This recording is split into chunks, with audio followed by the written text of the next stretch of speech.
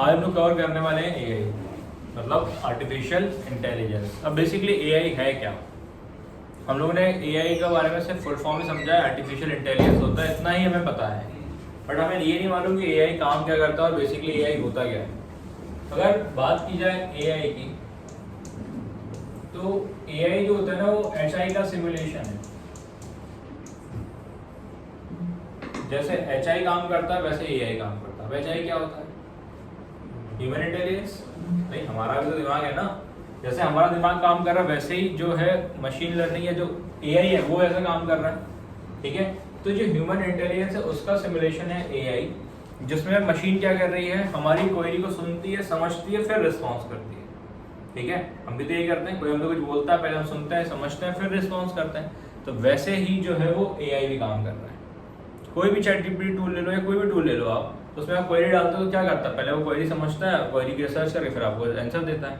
तो artificial intelligence क्या है? एक ऐसी टेक्नोलॉजी जहाँ पर मशीन्स हमारी क्वेरी को सुनकर समझकर आंसर प्रोवाइड करती है या अपना दिमाग यूज करके हमें प्रॉपरली रिजल्ट देती है, उसको हम आर्टिफिशियल इंटेलिजेंस कहते हैं। ठीक है, तो अब एक बात बताओ, एआई कब आया पता है? कब, कितने साल पहले यूज किया आप लोगों ने पहली बार? कोविड में यूज कर लिया। कोविड में क्या यूज किया था? Chat GPT. कब यूज किया फर्स्ट टाइम?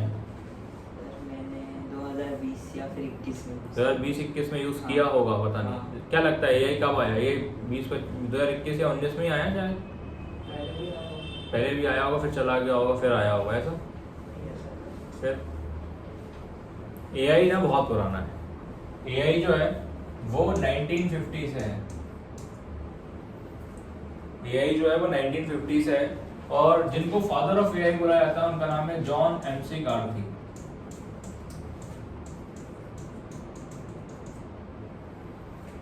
ठीक है, जिनको फादर ऑफ एआई बोला जाता है। तो उस टाइम से एआई इवॉल्व होता होता इतना इवॉल्व हो रहा है कि अब हम नॉर्मलाइज मतलब वे में यूज कर पा रहे हैं। ऐसा नहीं कि एआई है नहीं, एआई बहुत पहले से है। अब जैसे आप लोगों ने बोला कि आप लोगों ने सबसे पहले 2020 या 21 में यूज किया है। ठीक है, क्या यूज किया है? Chat GPT. क्या उससे पहले एआई था? कभी यूज किया है आपने उससे पहले? उससे पहले आपने बिल्कुल यूज किया है। आप लोगों के फोन में सीरी है, गूगल असिस्टेंट है गूगल असिस्टेंट। आपने एलेक्सा के नाम सुना है? अमेज़न का प्रोडक्ट है एलेक्सा, ये भी तो एआई है। चैट जीपीटी से पहले हमने ये भी यूज किया। ओके गूगल बोल के, हे सिरी बोल के, हेलो एलेक्सा बोल के करते हैं, नहीं करते हैं? तो ये भी तो एआई है। तो एआई का हम बहुत पहले से यूज करते हैं। ठीक है, उससे उसके पहले भी जाना, अगर उसके पहले भी जाना है तो हमने रोबोट मूवी देखी है। रोबोट मूवी देखी है क्या? चिट्टी वाली, रजनीकांत वाली देखिए ना। तो उसमें भी तो रोबोट होता है। उसमें जो रोबोट जब वो विलन कैरेक्टर में आता है तब वो एआई रोबोट होता है, जहां मशीन अपना दिमाग यूज करके काम कर रही होती है। ठीक है, तब वो एआई रोबोट होता है। तो इस तरीके से एआई बहुत पुराना है और हम बहुत टाइम से देखते भी आ रहे हैं, बट हमें पता नहीं कि हम यूज भी कर रहे हैं। क्लियर है? तो एआई कब आया था? 1950 में। कौन लाया था? John MC Karthi. और होता क्या है कि एक ऐसी डिवाइस, ऐसी टेक्नोलॉजी जहाँ पे मशीन खुद का दिमाग का यूज करके या खुद के ब्रेन का यूज करके, खुद का इंटेलिजेंस यूज करके हमें हमारी क्वेरी का रिजल्ट देती है, उसको हम एआई कहते हैं। क्लियर हुआ? एआई समझ में आया? अब हम बात करेंगे इसके टाइप्स की। लिखना तो नहीं है कुछ अभी? लिख लिया? लिख लिया? अगर मैं बात करूं टाइप्स ऑफ एआई की, तो एआई जो होते हैं 3 टाइप के होते हैं। टाइप्स ऑफ एआई कौन कौन से होते हैं? पहला होता है वीक एआई। जो वीक एआई है वो क्या करता है, जो भी हमारे डेली रूटीन या डेली लाइफ के जो वर्क है उसको परफॉर्म करने में हेल्प करता है। जो हमारे डेली या कॉमन वर्क्स हैं, लाइक जो भी हम कॉमन वर्क करते हैं डेली लाइफ में, उसको परफॉर्म करने में हेल्प करता है। ठीक है, जैसे डेली या कॉमन है, हम क्या करते हैं, हम लोग एलेक्सा का यूज कर सकते हैं भाई म्यूजिक ऑन करने के लिए, कोई इन्फॉर्मेशन लेने के लिए। हम लोग सीरी का यूज कर सकते हैं, हम लोग असिस्टेंट का यूज कर सकते हैं, गूगल असिस्टेंट। क्या करते हैं हम लोग? यही करते हैं, असिस्टेंट। और गूगल असिस्टेंट के बाद हम लोग क्या करते हैं, वेदर पूछ लेते हैं, या तो हम किसी चीज के बारे में पूछ लेते हैं। ठीक है, तो ये हमारे डेली लाइफ या डेली वर्क को परफॉर्म करने में हेल्प कर रहा है, उसको हम क्या कहते हैं, वीक एआई। कोई ज्यादा कॉम्प्लेक्स वर्क नहीं कर रहा है। हमने पूछ लिया भाई वेदर कैसा है, हमने पूछ लिया कि ये चीज़ कब है या किस तरीके से काम कर रही है, म्यूजिक प्ले करवा दिया, किसी कॉल लगवा दिया, ये सब चीज़ हम किससे करवा सकते हैं, इन वीक एआई से। बट अब इसके बाद सेकंड आता है वीक के बाद स्ट्रॉन्ग एआई। स्ट्रॉन्ग एआई क्या होता है, एक ऐसे एआई टूल जो हमारे कॉम्प्लेक्स वर्क को इजी वे में परफॉर्म करने में हेल्प करता है। ठीक है, जो भी हमारे कॉम्प्लेक्स वर्क को इजीली परफॉर्म करने में हेल्प करता है उसको हम क्या कहते हैं, strong AI. Complex work like मुझे कंटेंट लिखना है तो मैं कंटेंट लिख सकता हूँ। ठीक है, मुझे रिसर्च करनी है तो मैं रिसर्च कर सकता हूँ। मैं एग्जांपल में से 2 ही टूल लिख रहा हूँ, ऐसा मल्टीपल टूल्स हैं। मुझे इमेज जनरेट करना है, इमेज जनरेट कर सकता हूँ, मुझे वीडियो जनरेट करना है, मैं इससे वो भी कर सकता हूँ। मतलब ऐसे कॉम्प्लेक्स वर्क जो इजीली कोई भी टूल नहीं कर सकता। भाई रिसर्च के लिए मुझे खुद बैठना पड़ेगा रिसर्च करने। अगर मैं ChatGPT से बोलूँगा तो रिसर्च करके दे देगा, Claude.ai से बोलूँगा तो वो रिसर्च करके दे देगा।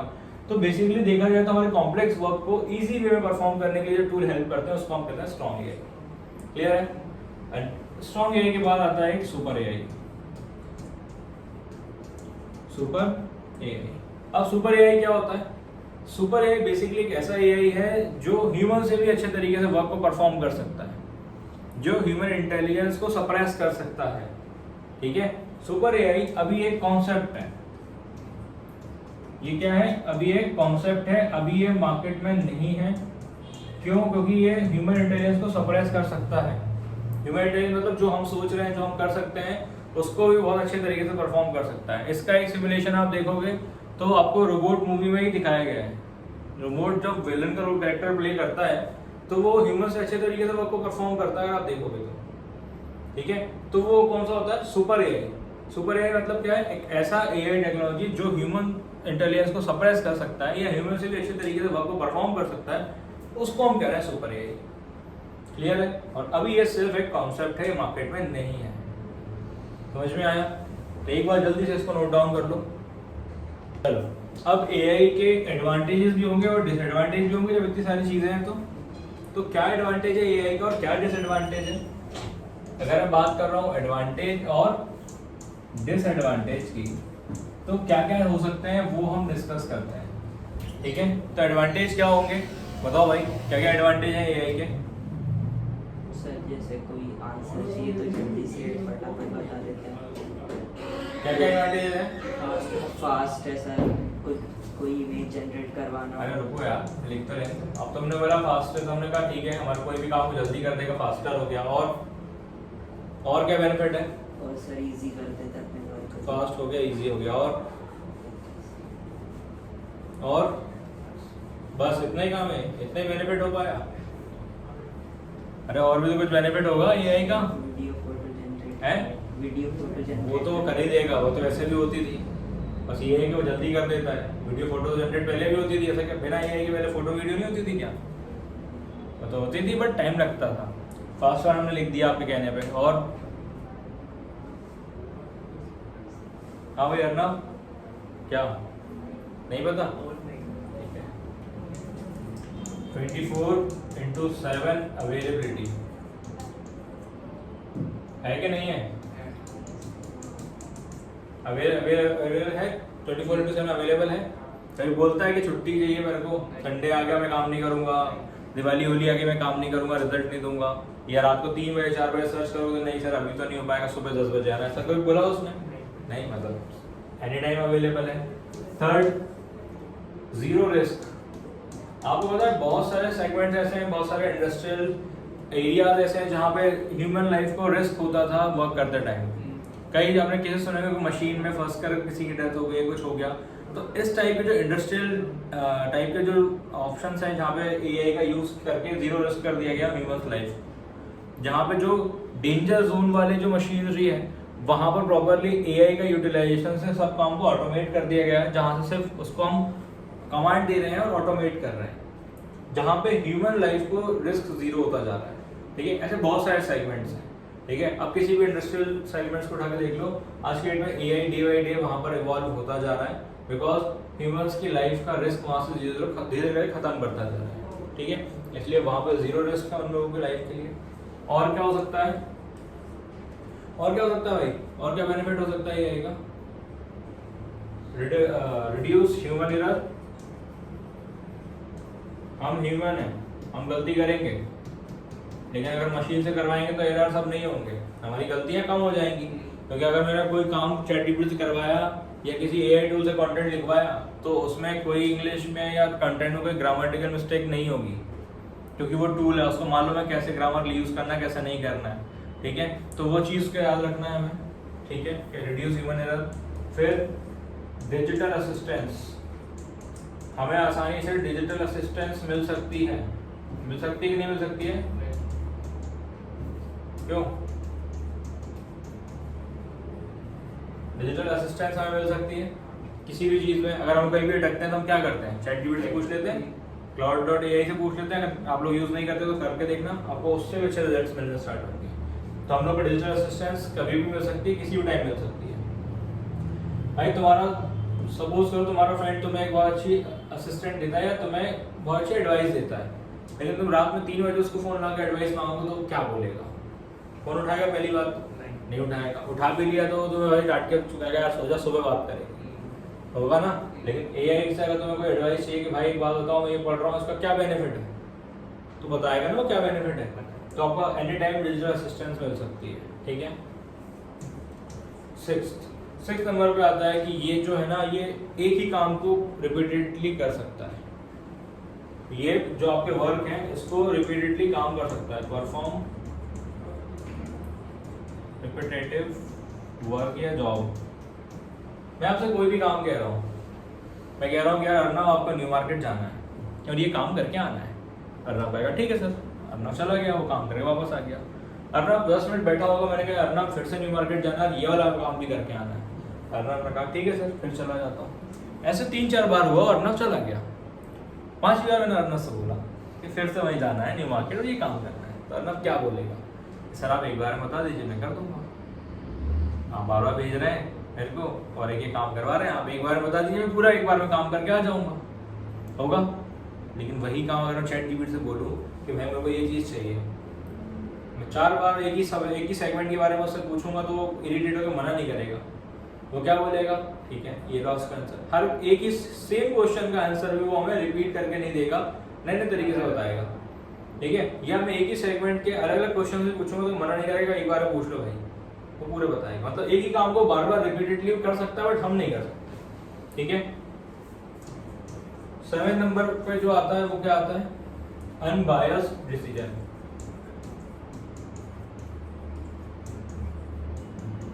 अनबायस्ड डिसीजन या इसी को बोल सकते हैं प्रैक्टिकल डिसीजंस। अब अनबायस्ड डिसीजन या प्रैक्टिकल डिसीजंस में कैसे काम करता है? लाइक मेरे से डिसीजन मांगता है किसी भी चीज़ को लेके, अगर वो चीज़ आपके लिए बेकार है और मैं आपको उस चीज़ के बुरा कह रहा हूँ कि ये वाला काम मत करो, खराब है, तो अगर आप मेरे से कनेक्टेड हो गए, फ्रेंड हो गए या फिर मेरे कोई रिलेटिव हो गए, तो आपको मेरी बात का बुरा लगेगा कि यार उन्होंने मना कर दिया, भले वो चीज़ प्रैक्टिकली गलत है बट मैंने मना कर दिया, तो आपको उस टाइम पर सही नहीं लगेगा। और मैं बोलने से पहले भी सोचूंगा यार ऐसा नहीं मैं इसको बोलूँ, इसको बुरा लग जाए, तो हो सकता है मैं आपको सही डिसीजन ना दे पाऊँ। लेकिन वही चीज़ आप इससे पूछोगे AI से, तो AI आपको जानता तो है नहीं, उसमें इमोशन तो है नहीं कि वो सोचेगा यार मेरे दोस्त को बुरा लगेगा या मेरे भाई को बुरा लगेगा। तो वो क्या करेगा? आपको बिल्कुल प्रैक्टिकली रिस्पॉन्स करेगा आपकी क्वेरी का, जो आपके लिए सही होगा, जो प्रॉपरली रिजल्ट आने वाला होगा, उसके अकॉर्डिंग वो आपको रिस्पॉन्स करेगा। तो एक बेनिफिट ये है कि हमें प्रैक्टिकल रिजल्ट्स मिल सकते हैं। ठीक है, तो यहाँ ये इसके कुछ एडवांटेजेस हैं, कुछ बेनिफिट्स हैं। अब हम बात करते हैं डिसएडवांटेज की। तो भाई डिसएडवांटेज क्या है? सबसे पहले डिसएडवांटेज क्या है वैभव? क्या दिक्कत है AI से हमको? क्या प्रॉब्लम्स हो सकती हैं? क्या प्रॉब्लम फेस कर रहे हैं अभी हम AI के साथ? सर कोई इन्फॉर्मेशन चली जाए, कोई इन्फॉर्मेशन चली जाती हो तो पहले भी जा रही थी भाई, AI के आने से पहले भी इन्फॉर्मेशन जा रही थी आपकी, तो क्या लॉस है? और देखो प्राइवेसी तो स्टार्टिंग से 0 है, जब से आपने गूगल पे अकाउंट बनाया। आपको लगता है कि आपकी चीज़ें आपको पता है, ठीक है, सबको नहीं पता, बट जहाँ जहाँ आपने एक्सेस दिया गूगल, फेसबुक, इंस्टाग्राम, उनको पता है। ठीक है, तो डिसएडवांटेज क्या है? सबसे पहला तो हाई कॉस्ट। इनके जो टूल्स होते हैं वो महंगे बहुत होते हैं। ठीक है, हर एक बंदा परचेज नहीं कर सकता, हर एक कंपनी इस पे काम नहीं कर रही। High cost. सेकंड क्या हो सकता है, बोलो यार, तुमने नहीं सुना ये ऐसे जॉब जा रही है ना, तो क्या हो जाएगा, अनएम्प्लॉयमेंट। अब बताओ इसमें इसकी गलती है क्या ये की, भाई अनएम्प्लॉयमेंट आ रहा तो एक ही गलती है ना, है कि नहीं है, नहीं है भाई, एआई की गलती क्यों है, वो तो टेक्नोलॉजी है, वो तो आएगी, आप नहीं सीख रहे तो आपकी गलती है ना वो तो। भाई अनएम्प्लॉयमेंट जो आ रहा है वो एआई की वजह से आ रहा है, मैं मानता हूँ, लेकिन वो अनएम्प्लॉयमेंट होने का रीजन क्या है कि आप सीख नहीं रहे उसको। बैंक में जब कंप्यूटर फर्स्ट टाइम आए तो कितनी हड़ताल हुई थी, ठीक है, शायद आपको पता नहीं होगा, और पता होगा तो बहुत सारे लोगों ने हड़ताल की, बहुत टाइम तक बैंक नहीं ओपन हुए। क्यों, क्योंकि कंप्यूटर बहुत सारे लोगों को चलाने नहीं आते थे, और कंप्यूटर्स आएंगे तो उनकी जॉब जाएगी।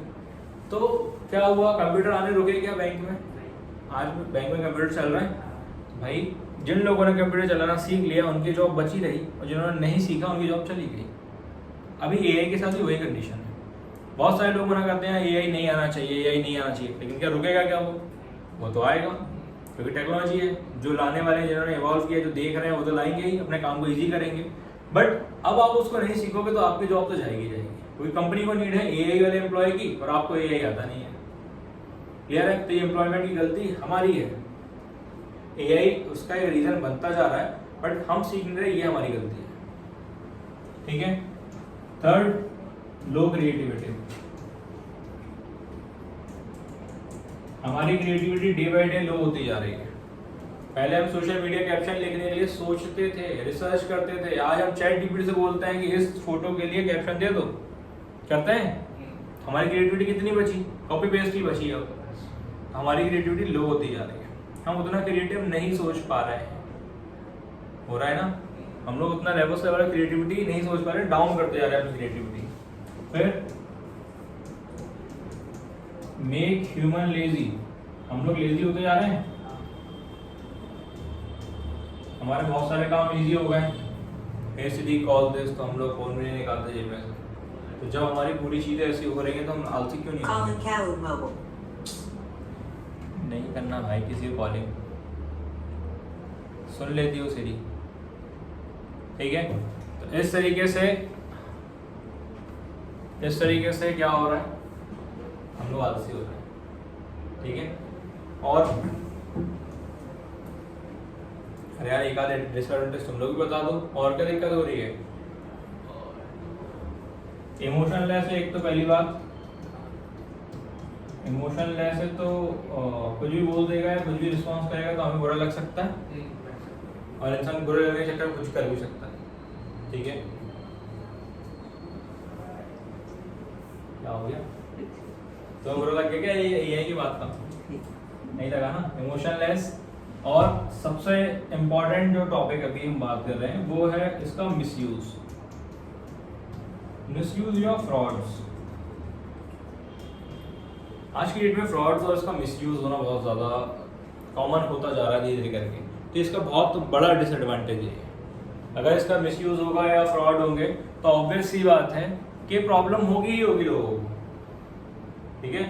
तो इसलिए इसके ये डिसएडवांटेजेस हैं, ये एडवांटेजेस हैं। क्लियर हुआ, जल्दी से इसको एक बार नोट डाउन कर लो, देन फिर हम आगे बढ़ेंगे।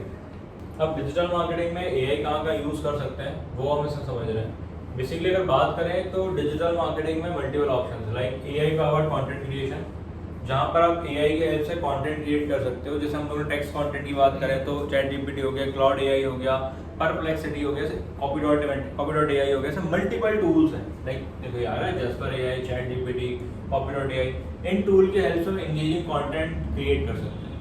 अब बेसिकली ये होता कैसे है, किस तरीके से किया जाता है, ये हम लोग प्रैक्टिकली करेंगे जब कंटेंट राइटिंग एंड मार्केटिंग में आएंगे। तो पहला कंटेंट के लिए यूज़ किया जा सकता है, दूसरा क्यों यूज़ किया जा सकता है, चैटबॉट्स के लिए। चैटबॉट पता है क्या होता है, किसी भी वेबसाइट में नीचे से एक छोटा सा पॉपअप आता है और आपसे कहता है how can I help you, बोलता है, हम बताते हैं क्या हेल्प करेगा वो हमारी। तो कई बार क्या होता था, हम लोग कुछ भी क्वेश्चन का आंसर देते, कोई भी क्वेश्चन पूछते तो सेम आंसर रिपीट करता था क्योंकि वो रिकॉर्डेड होता था पहले वो। बट आज की डेट में वो एआई इंटीग्रेटेड है, जो हम पूछ रहे हैं वो उसका बिल्कुल सोच समझ कर ही जवाब देता है, ठीक है। और आपको ऐसा लगेगा किसी आप ह्यूमन से बात कर रहे हो। क्लियर हो रहा है? क्योंकि वो AI पावर्ड चैटबॉट है, वो इंसानों की तरह ही बात करता है। फिर predictive analysis and customer insights में क्या होता है, ये एक ऐसी बोल सकते हैं मेथड है या ट्रेडिशनल मतलब एक ऐसी टेक्नोलॉजी है जहाँ पर हम प्रेडिक्शन करते हैं आने वाले फ्यूचर में जो भी सेल्स है, जो प्रोडक्ट की ग्रोथ है उस पर। सपोज मैं प्रोडक्ट लॉन्च कर रहा हूँ और इस प्रोडक्ट को लॉन्च करने से पहले मैं इसका प्रेडिक्टिव एनालिसिस करूंगा कि ये मार्केट में कितना चलेगा, क्या ग्रोथ होगी, या कितनी सेल्स इसकी होगी। वो कैसे होगी, इसके जैसे और प्रीवियस प्रोडक्ट जो प्रोडक्ट लॉन्च हुए हैं सेम क्वालिटी और सेम अमाउंट, उन सबको हम चेक करेंगे, उनकी क्या रिपोर्ट रही है, क्या सेल्स हुई है, किस तरीके से ग्रो कर रहा है, वो सब चीज़ चेक करेंगे, फिर हम लोग इसका प्रेडिक्शन लगा पाएंगे। तो हम जब मैन्युअली करने बैठेंगे तो टाइम लगेगा, बट यहाँ हम बात करें टूल्स की, तो टूल्स से हम लोग को कम टाइम में जल्दी इसका रिजल्ट मिल जाएगा। ठीक है, तो प्रेडिक्टिव एनालिसिस हम लोग टूल की हेल्प से कर सकते हैं, AI टूल की हेल्प से। देन इसके बाद हम अगर बात करें तो ये एडवर्टीजमेंट में काम करता है, AI इन PPC एडवर्टीजमेंट, या आप इसको सीधा गूगल एड भी लिख सकते हो। गूगल एड्स में भी AI वर्क कर रहा है। कैसे काम कर रहा है, जो आपको प्रॉपरली एड रन करने में, एड को किसको टारगेट करना है, किसको नहीं करना, उसमें भी सपोर्ट करता है, असिस्ट करता है। एड कॉपी बनाने में हेल्प करता है, लाइक एड का टाइटल हो गया, डिस्क्रिप्शन हो गया, ये बनाने में भी असिस्ट करता है। ठीक है, तो हम एड बनाने के लिए भी इसका यूज कर सकते हैं। फिर वैसे भी धीरे करके आजकल सभी प्लेटफॉर्म्स AI फीचर्स को ऐड करते जा रहे हैं, तो डायरेक्टली AI फीचर उनके भी यूज कर सकते हैं और हम बाहर से भी एड्स को क्रिएट करके वहाँ पे अपडेट कर सकते हैं। And then AI for social media marketing. Social media marketing means कि AI जो है वो सोशल मीडिया में किस तरीके से ऑर्गेनिकली ग्रो करना है उसमें भी हेल्प कर रहा है, किस तरीके से ऐड के थ्रू ग्रो करना है उसमें भी हेल्प कर रहा है। बेसिकली कैसे, जैसे मान लो मुझे कोई पोस्ट करनी है सभी प्लेटफॉर्म पे एक साथ, तो मेटा पे अलग शेड्यूल होता है, लिंक्डइन पे अलग होता है, ट्विटर पे अलग होता है, बट मैं एक टूल्स पे जाके सभी को एक ही प्लेटफॉर्म पर शेड्यूल कर सकता हूँ। ठीक है, एक प्लेटफॉर्म का यूज़ किया मैंने, पूरे सोशल मीडिया प्लेटफॉर्म को एक जगह कनेक्ट करके एक बार ही पोस्ट करूँगा, सब जगह चला जाएगा। तो इस तरीके से टूल्स हम अपने सोशल मीडिया मार्केटिंग को ईजी कर सकते हैं, ऑटोमेट कर सकते हैं। लाइक मेरे को एक हफ्ते तक की पोस्ट को शेड्यूल करना है, मैंने आज बैठ के एक हफ्ते की पोस्ट शेड्यूल कर दी, वो ऑटोमेटिकली उस टाइम पे जाती रहेगी, तो मेरा काम आसान हो गया। ठीक है, उसके बाद क्या ऑप्शन आता है, उसके बाद जो ऑप्शन आता है वो लाइक एडवर्टीजमेंट में भी ऑप्शन आता है, मेटा एड्स हम चलाते हैं, लिंक्डइन एड्स हम चलाते हैं, उसके लिए भी एड कॉपीज से हम जनरेट करा सकते हैं। And then AI powered SEO optimisation. SEO optimisation manually लोग कर रहे हैं, no doubt, but AI powered optimisation में क्या होता है कि हम इसकी हेल्प से जो लिंक बिल्ड करना है या लिंक बिल्डिंग जो होती है वो हम इससे करवा सकते हैं। कीवर्ड रिसर्च हम इससे करवा सकते हैं SEO की हेल्प से। देखो कीवर्ड रिसर्च जो हम अभी करने वाले हैं, इसके बाद वाला चैप्टर है, वो पहले हम मैन्युअली सीखेंगे, फिर AI से कैसे करना है वो भी सीखेंगे। उससे क्या होता है, कीवर्ड की रिसर्च कर सकते हैं, कंटेंट की रिसर्च कर सकते हैं SEO के लिए, और फिर उनके अकॉर्डिंग कंटेंट लिखकर हम लोग रैंक भी करा सकते हैं। तो ये पूरी प्रोसेस जो है वो AI परफॉर्म करने में हेल्प कर रहा है। ठीक है, तो अभी मैंने कुछ ही सेगमेंट इसमें कवर करें, बाकी कंटेंट में ईमेल वाली चीज़ भी कवर होगी, ORM वाली भी कवर होगी, इवन यूट्यूब और सब चीज़ें उसमें कवर हो रही हैं। राइट, तो इस तरीके से AI जो है वो धीरे धीरे डिजिटल मार्केटिंग में हेल्प कर रहा है हर एक सेगमेंट में। क्लियर हुआ, वो हर एक सेगमेंट में हेल्प कर रहा है। तो अब हम लोग का नेक्स्ट काम क्या है, अब हम लोग जो चीज़ें पढ़ने वाले हैं वो AI और डुअल, मतलब AI और मैनुअल दोनों मेथड से पढ़ने वाले हैं, जिससे हमें पता चले AI से ये होता है, मैनुअली ऐसा होता है। क्लियर है, तो AI का ओवरव्यू ऑनली आज इतना ही था। अब इसके बाद हम लोग जो कल स्टार्ट करेंगे वो कीवर्ड स्टार्ट करेंगे, और फिर उसको प्रैक्टिकली कैसे करना है AI के थ्रू और नॉर्मली दोनों चीज़ें हम समझेंगे। ठीक है, सो समझ में आया, कोई डाउट है अभी? ठीक है, एक बार इसको नोट डाउन कर लो।